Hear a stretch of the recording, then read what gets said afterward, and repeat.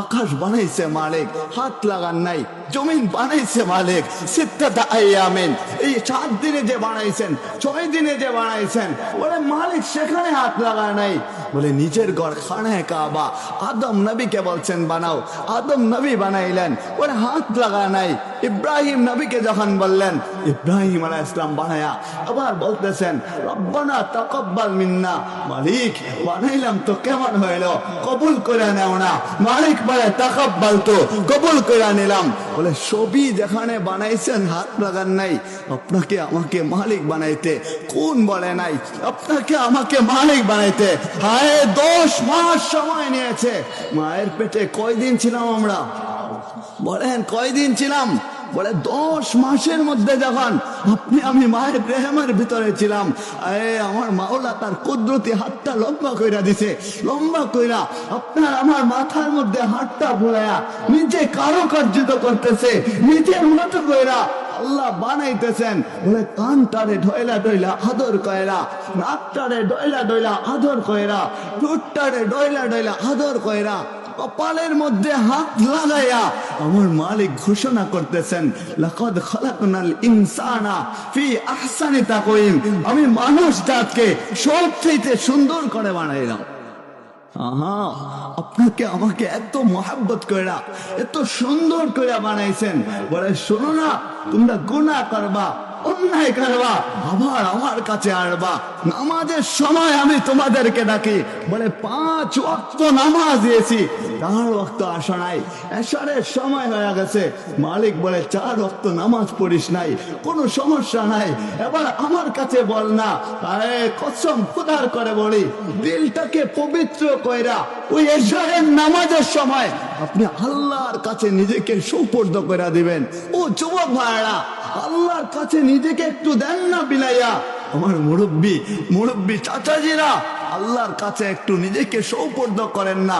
আল্লাহর কুদরতি পায়ের মধ্যে নিজের কপালটা লাগান না, লাগায় চোখের পানি ঝরান না। যে আল্লাহর কুদরতি পায়ের মধ্যে চোখের পানি ঝরবে, ওই কুদরতি পায়ে চোখের পানি ঝরতে দেরি হবে, মালিক আপনাকে পবিত্র বানায় জান্নাতি করতে দেরি করবে না ইনশাআল্লাহ। জীবনে যা করছি তো করছি, সবই ভুলে গেলাম, পিছনে ফেলায় দিলাম। এবার থেকে আমরা নিয়ত করাবো, বলে এত কষ্ট কইরা নৌজওয়ান ভাইরা, মসজিদের হুজুররা, এলাকার সমগ্র মানুষেরা কষ্ট কইরা পরিশ্রম কইরা মাহফিলের আয়োজন করছে, যদি কিছু না নিয়ে যাইতে পারি, যদি গুনাহ মুক্ত না করাইতে পারে, তাইলে লাভ কি হইল? আমার মালিককে যদি নাই বা পাইলাম, তাইলে আমাদের কি উপকার হইল? যদি মালিককে পাওয়া যায়, আপনাদের মাস ব্যাপী পোস্টার লিফলেট বিতরণ কইরা, এত পরিশ্রম কইরা এই মাটির চাকায়ের উপর বৈশা রয়েছেন। নৌজওয়ান ভাইরা চাইলে আড্ডা দিতে পারতো, মোটর সাইকেল না, চাইলে বাজারে এখন বন্ধু বান্ধবের সাথে সিগারেটও খাইতে পারতো, ফোনে অবৈধ কথা বলতে পারতো। বলে না, ওইটা করি নাই, বইলা গেলাম আজকে, পড়ে না হয় কারবানে। বলে আজকে বইলা গিয়া ফেরেশতারা যখন পৃথিবীতে আসছে, আমাদের চতুর্পাশে আসছে, আমার রব্বে কাবা জিজ্ঞাসা করে, ওই নৌজওয়ান টানা অন্যায় করার কথা ছিল, নাফরমানি করার কথা ছিল, দেখি আজকে ওই মাহফিলে বৈশা রয়েছে। ও মালিক, দেখেন না নৌজওয়ান ভাইয়েরা এখানে বৈশা রয়েছে, মুরব্বী চাচাজিরা বৈশা রয়েছে, ছোট বাচ্চারা বৈশা রয়েছে, ওলামায়ে কেরামরা বৈশা রয়েছে। মালিক, আমাদের মাহফিলকে আজকে আপনি জান্নাতি মাহফিল হিসাবে ঘোষণা করে দেন, বলুন আমিন। বলে যে মালিক রে পাওয়া এত সহজ। মুসা আলাইহিস সালামের জামানায় একটা বদমাইশ ছিল, মনে পড়ে গেছে ঘটনা, বলবো নি আপনাদেরকে। রাগ হইতেছেন আপনারা, যুবক ভাইরা রাগ হচ্ছেন। বলে মুসা আলাইহিস সালামের জামানায় বদমাইশ ছিল, বদমাইশির কারণে মুসা পয়গম্বর, বনি ইসরাইলের নবী, তাকে ঘাড় ধাক্কা দিয়া ওই জঙ্গলের মধ্যে পাঠায় দিছেন। বলে যখনই জঙ্গলে চলে গেছে, ফালাম্মা কুরুবাল মাউত, যখন তার মৌতের সময়টা সন্নিকটায় চলে আসছে, ফারাআইতা ইয়ামিনা ওয়া শিমালা, সেই ব্যক্তিটা মৌতের কাছাকাছি সময় আইসা ডানে তাকায়, বামে তাকায়, আমামা ওয়া রাআ, কাছে তাকায়, দূরে তাকায়, সামনে তাকায়, পিছনে তাকায়। বলে ফালাম্মা ওয়াজিদ মিনহু, সে কাউকে সেখানে দেখতে পায় নাই। একাকিত্বই ওই জঙ্গলের ভিতরে মৌতের সময় চলে আসছে, কেউ তার পাশে নাই।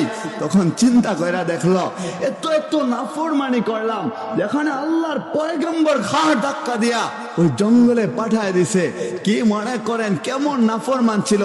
আল্লাহর নবী ঘাড় ধাক্কা দিয়ে জঙ্গলে দিছে। বলে সাধারণ নাফরমান ছিল না। আপনি আমি যতই নাফরমানি করি না কেন, ওর মতো নাফরমান এখনো হয় নাই। ও জঙ্গলে পাঠাইছেন, মৌতের সময় আসছে, চায় দেখে কেউই নাই।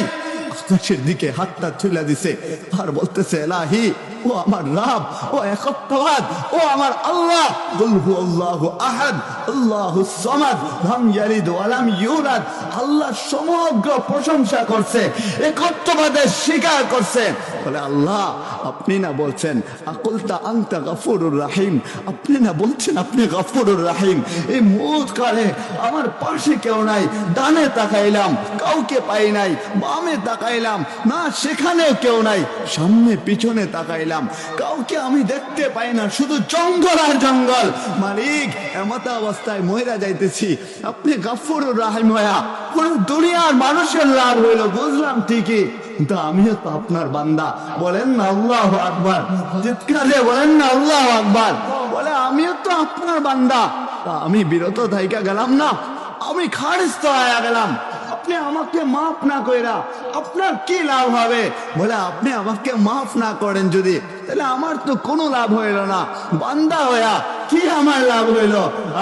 বলতে দেরি হয়েছে, আল্লাহ ওহী পাঠায় দিয়েছেন মুসা নবীর কাছে যে নবী আমার, শোনো না, আমার এক ওলি মারা গেছে। বলে কোন ওলি? বলে যাও না, জঙ্গলে পয়রা রয়েছে, জানাজার নামাজ পড়াইতে হবে। বলে জানাজার নামাজ পড়াই কি করা? বলে বনি ইসরাইলকে সঙ্গে নিয়ে চলো। এরা তো নগদ না দিলে যাবে না, এরা নগদে বিশ্বাসী। বলে এরাদেরকে নগদ দিতে চাও? বলে কি নগদ দিবা? বলে ঘোষণা করে দাও, যারা আমার উলির জানাজায় শরীক হবে সকলের গুনাহ খাতাকে আমি আল্লাহ মাফ করে দিব। তো বলছেন বলতে দেরি হয়েছে, ওই বনি ইসরাইল তো ফাও পাইতে চায়, জান্নাতি খাবার পাইছে। বলে তাতে হয় না, নিজে নাকি বানায় খাবে। বলে যাও না, সাজদা দেও ওইখান থেকে, অমুক জায়গায় যাও, নিজে করো, চাষ করো, খাও। বলে তখনও ভালো লাগে না, তো ফাও চায়। বলে মাফ করাই দিতে হবে গুনাহ। বলে গুনাহ যেখানে মাফ হইবে সেখানে যাইতে রাজি হয়েছি। বলে যাইতেছেন দল নিয়া, যখন জঙ্গলে গেছেন, সমগ্র বনি ইসরাইল চিৎকার দিয়ে বলতে শুরু করছে, যা মুসা, ও মুসা, ও আল্লাহর পয়গম্বর। এই বদমাশ আবার ওলি হইল কবে? আপনি না ঘাড় ধাক্কা দিয়া শহর থেকে বের করে দিছিলেন, ও নতুন করে ওলি কিভাবে হইল? কিভাবে আপনার খেলা বলবো? আপনি কত লীলা খেলা আমাদেরকে দেখাইছেন, কত খেলা আপনি আমাদের সাথে খেলছেন, মনে নয় আপনার? ওই একই ময়দানে 40 বছর পর্যন্ত আমরা একই ময়দানে ছিলাম, বের হইতাম, আবার দেখি সন্ধ্যা হয়েছে, ময়দানের ভিতরে চলে আসতাম। আর কত খেলা দেখাইবেন? তখন 5,87,000 মানুষ 40 বছরে আমাদের মারা গেছে। এটা কি শেষ খেলা নাকি? বদমাশ আবার ওলি হইল কি কইরা? আপনি যাকে ঘাড় ধাক্কা দিয়া বের করে দিচ্ছেন, বদমাই বইলা আমাদেরকে দিয়া ওলি বানাইছেন তাকে। তো ইনি আকাশের দিকে তাকায় রয়েছেন, মালিক কি জবাব দেব আমি বনি ইসরাইলকে? আল্লাহ আওয়াজ কইরা হযরতে মুসা নবী পয়গম্বরের কাছে ওকে পাঠায় দিয়েছেন, বইলা দিয়েছেন, শুনো না, ওই ফালাম্মা কুরবাল মাউত ফারাআইতা ইয়ামিনা ওয়া শিমালা আমামা ওয়া ডানে বামে সামনে পিছনে চতুর্দিকে তাকায় যখন আমার কাছে বলছিল, আকুল তামতা গফুরুর রহিম, মালিক আপনি না বলছেন আপনি গফুরুর রহিম, আপনি না গফফার, আপনি না রহমান, আপনি না গফুর, আপনি না রহিম, আপনি এত দয়ালু ক্ষমাশীল হয়া আমাকে না মাফ করলে আমার কি লাভ হইল? বলো না চিৎকার দিয়া, আমি কাজটা সঠিক করলাম নাকি ভুল করলাম? বনি ইসরাইল চিৎকার দেয়া বলে, সাদাকতা ইয়া রাব্বি, রব তুমি সত্য ফয়সালা করো। আহা, এত বড় বদমাশ মৌতের সময়টাতে আল্লাহর কাছে বলতে দেরি হয়েছে, আল্লাহ আপনি ছাড়া কোনো এলাহা নাই, কোনো মাহবুদ নাই, আপনি মাফ না করে দিলে কার দরবারে যাইব?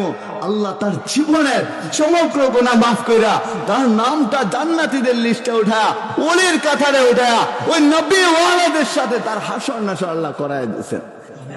হ্যাঁ, তো আমরাও যদি ওলামায়ে কেরামদের সাথে সম্পর্ক রেখা চলতে পারি, তাহলেই তো আমাদের বেলায় হাত ওই কাদ আফলাহাল মুমিনুন, আল্লাহ মুমিনদেরকে সফল কাম বানায় দেন। আল্লাযীনা হুম ফি সালাতিহিম খাশিউন। কারণ যে ভুলটা আমাদের দ্বারা হয়ে যায়, যুবক ভাইদের দ্বারা হয়ে যায়, অনেক মুরব্বী চাচাজি আপনাদের দ্বারা হয়তো হয়ে যায়, হয় না জানি, তবুও হয়তো অনেক সময় হয়ে যায়। বলে নামাজে যখন দাঁড়ায় একটু তাড়াহুড়া কইরা দেয়, সমাজে আসে না না এরকম, আমাদের দ্বারা তাড়াহুড়া হয়ে যায়। আপনার বাবা মার সামনে যখন আপনি দাঁড়ান, বলে কোনো গুনাহের কাজ আপনি করেন না, অন্যায় জাতি কিছু করেন না, বাবা কি বলবে, লজ্জা পাবো। কেননা দিন শেষে সারা দিন যখন আপনি বাহিরে থাকবেন, রাত হইতে দেরি, আপনি ঘরে পা রাখতে দেরি না, বাবার কাছে আসতে হইবে, মায়ের কাছে আসতে হইবে। এর জন্য আমাদের লজ্জা লাগে। মালিক বলে কাইফা তাকফুরুনা বিল্লাহি ওয়া কুনতুম আমওয়াতান ফাআহইয়াকুম সুম্মা ইউমীতুকুম সুম্মা ইউহয়ীকুম সুম্মা ইলাইহি তুরজাউন। কি করে আমারে ভইলা থাকিস, অথচ তোর একদিন অস্তিত্বই ছিল না, আমি মালিক অস্তিত্ব ছিলাম, মৃত ছিলেন, জীবিত করলাম, আবার মায়েরা ফেলবো, আবার জীবিত করব। অতঃপর তোমরা সকলেই আল্লাহর দিকে প্রত্যাবর্তনশীল।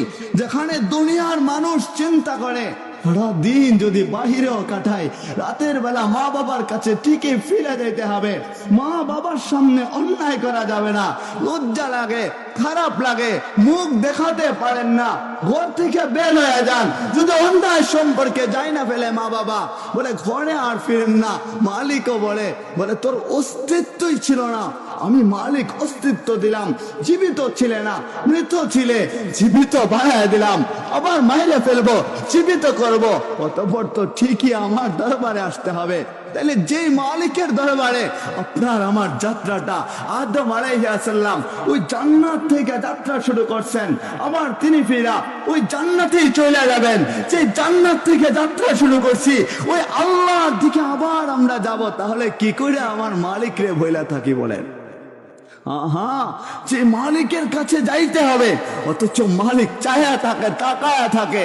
বলে তাকায়া কি করে থাকে? বলে দুজন সম্মানিত কিরামান কাতিবিন, সম্মানিত লিখকগণ ফেরেশতা দুজনকে রাইখা দিয়েছেন। বলে কি করবা তুমি, কোথায় যাবা, ওইটা তো লিখনি হয়ে যায়। বলে ভাবো না তুমি, ফেরেশতা তোমার সাথে, সবই তোমাকে দেখে, তুমি কি করে অন্যায় কাজ করো, আল্লাহর দিকে যেখানে ফিরে যাইতে হবে। চলেন, মিনহা খালাকনাকুম ওয়া ফিহা নুঈদুকুম ওয়া মিনহা নুখরিজুকুম তারাতান উখরা। যে মাটি থেকে আপনাকে বানাইছেন, আমাকে বানাইছেন, ওই মাটির ভিতরে আমাদেরকে আবার চলে যাইতে হবে। ওইটা আমি বলে নাই, ওলামায়ে কেরাম বলে নাই, নবী রাসূলগণ বলে নাই, ওইটা আল্লাহ বলছেন, যার জন্য নবী রাসূলগণ, ওলামায়ে কেরাম আর আমিও বলতেছি। বলে যে মাটি থেকে আপনাকে বানানো হয়েছে, ওই মাটির ভিতরে আপনি চলে যাবেন, আমি চলে যাব। অতঃপর আমরা সকলেই ওই একজনের দিকে প্রত্যাবর্তন করতে হবে। উদ্ধার দিয়ে বলেন না তিনি কে? আল্লাহর দিকে ঠিকই আমাদেরকে যাইতে হবে। এর জন্য চলেন, আল্লাযীনা হুম ফি সালাতিহিম খাশিউন, ওই নামাজের প্রতি যারা নম্রতা, ভদ্রতা, মুআদ্দাব ভায়া, আল্লাহর সামনে নামাজে দাঁড়াইবে, তাড়াহুড়া দেখাবে না, মা বাবার সামনে গুনাহের কাজ করে না। বলে উনি আমার মা, উনি আমার বাবা, না এখন তাড়াহুড়া দেখানো যাবে না। কিন্তু আপনি আল্লাহর সামনে দাঁড়ায় রয়েছেন, যে মালিক আপনার মাকে বানাইছে, অস্তিত্ব দিছে, বাবাকে বানাইছে, অস্তিত্ব দিছে, আকাশ দেখেন তো তাও বানাইছেন, জমিন দেখেন তো তাও বানাইছেন, পাহাড় দেখেন তো তাও তিনি বানাইছেন, সমগ্র জগৎ যিনি সৃষ্টি করছেন, যিনি আমাদের খালিক আর মালিক, ওই আল্লাহর সামনে নামাজে দাঁড়ায় কি করে আপনি আমি তাড়াহুড়া করি? বলেন এর চাইতে বড় বেয়াদবি আর কি হইতে পারে? আমরা তো বেয়াদবি মনে করি না। আজকালকার সমাজটা তো এমন হয়ে গেছে, বলে নামাজ না পড়লেও গুনাহ মনে করে না। বলে গুনাহ হবে, অতটা পাপ মনে করে না, অথচ আসসালাতু ইমাদুদ্দিন, আসসালাতু মি'রাজুল মুমিনিন, আসসালাতু মিফতাহুল জান্নাহ। নামাজ যেহেতু সবই হয়েছে, যেখানে আমাদের রাসূল সাল্লাল্লাহু আলাইহি ওয়াসাল্লাম মি'রাজ রজনীতে গেছেন, সুবহানাল্লাযী আসরা বিআবদিহি লাইলাম মিনাল মাসজিদিল হারাম ইলাল মাসজিদিল আকসা। আল্লাহ সেখানে নামাজ দিবেন, তো আল্লাহর সাথে আমাদের নবীজি সাক্ষাৎ করছেন। তো আপনি আমি ওই নবীর উম্মত হয়া আমরা তো আল্লাহর সাথে সাক্ষাৎ করার দরকার আছে না নাই? চিৎকার দিয়ে বলি না, আছে না নাই? আল্লাহর সাথে কি করে সাক্ষাৎ করব? নবীজি না বইলা গেছেন, আসসালাতু মি'রাজুল মুমিনিন, এই নামাজটা হচ্ছে আপনার আমার জন্য মি'রাজ স্বরূপ।